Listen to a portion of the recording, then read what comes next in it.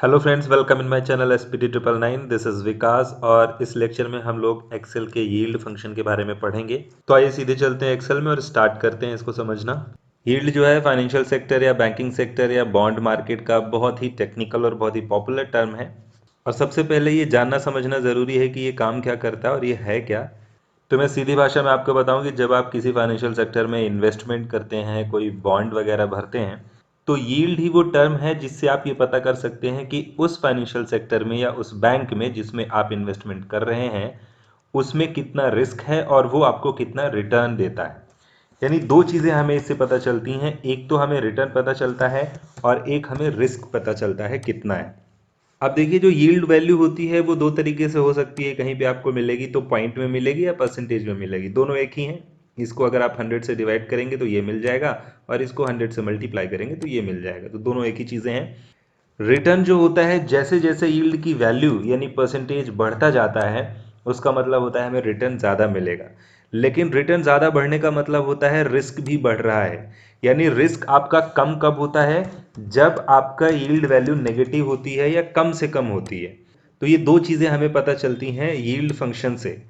अब ऐसा क्यों होता है कि प्लस की वैल्यू बढ़ रही है तो रिटर्न भी बढ़ रहा है लेकिन साथ में रिस्क भी बढ़ रहा है? तो अगर नेगेटिव या कम आ रहा है तो रिस्क कम है लेकिन हमें रिटर्न भी कम मिलेगा। तो ऐसा इसलिए होता है क्योंकि जो यील्ड वैल्यू है ये दो चीज़ों पर डिपेंड करती है।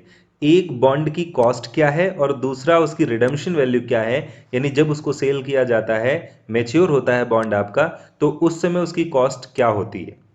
तो अब देखिए, पहले इसको मैं कैलकुलेट करता हूँ फिर आपको आसानी से समझ में आएगा।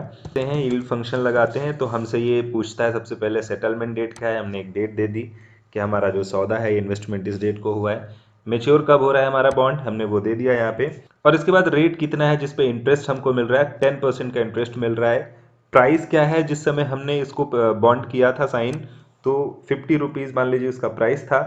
और रिडेम्पशन वैल्यू कितनी है इस समय, प्रेजेंट कॉस्ट क्या है जब ये मेच्योर हो रहा है, तो हमने कहा 105 रुपये है। और कॉमा करके फ्रीक्वेंसी, फ्रीक्वेंसी हमें बताती है कि इसका कैलकुलेशन कब होता है, एनुअल होता है या सेमी एनुअल या क्वार्टर। तो हमने लिखा हुआ है 1 का मतलब ईयरली कैलकुलेशन है, 2 का मतलब हाफ ईयरली और 4 का मतलब क्वार्टरली।